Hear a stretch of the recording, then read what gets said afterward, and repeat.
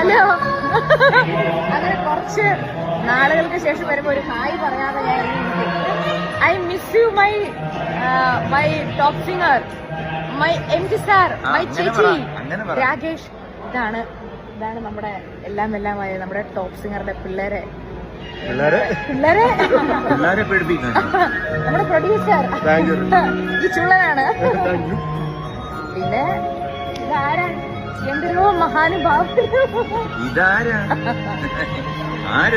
ഞാൻ കുറച്ച് നാളെ കൂടി വന്നപ്പോൾ സന്തോഷമുണ്ടോ അത് സങ്കടമാണോ? ഒരുപാട് സന്തോഷം.